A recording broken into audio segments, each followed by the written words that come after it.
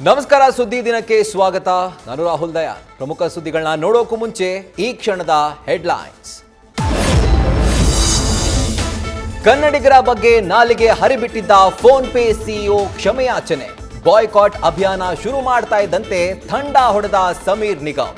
ಕರ್ನಾಟಕ ಕನ್ನಡಿಗರನ್ನ ಅವಮಾನಿಸುವುದು ಉದ್ದೇಶವಾಗಿರಲಿಲ್ಲ ಎಂದು ಕ್ಷಮೆ.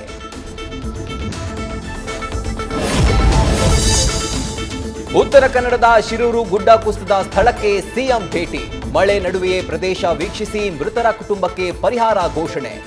ನಾಪತ್ತೆಯಾದ ತಾಯಿಯ ಶವವಾದರೂ ಹುಡುಕಿಕೊಡಿ ಅಂತ ಪುತ್ರ ಅಳಲು.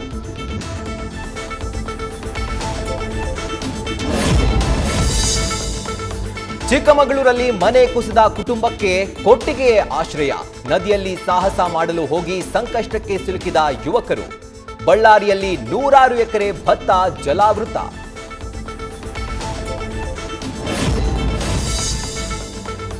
ಐಟಿ ಉದ್ಯೋಗಿಗಳಿಗೆ ಸರ್ಕಾರದಿಂದ ಬಿಗ್ ಶಾಕ್. ಕೆಲಸದ ಅವಧಿ 9 ರಿಂದ 14 ಗಂಟೆ ವಿಸ್ತರಣೆಗೆ ಕಾನೂನು ತರಲು ಸರ್ಕಾರದ ಮೇಲೆ ಕಂಪನಿಗಳ ಒತ್ತಡ. ಸರ್ಕಾರದ ವಿರುದ್ಧ ಐಟಿ ಉದ್ಯೋಗಿಗಳು ನಿಗಿ.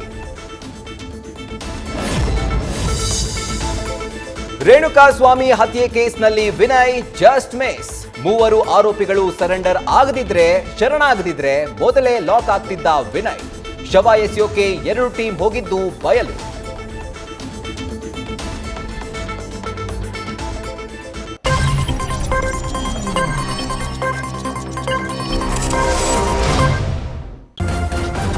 ನ್ಯೂಸ್ ಫಸ್ಟ್, ನಿರ್ಭೀತಿಯಿಂದ ನಿಮ್ಮ ಪರವಾಗಿ.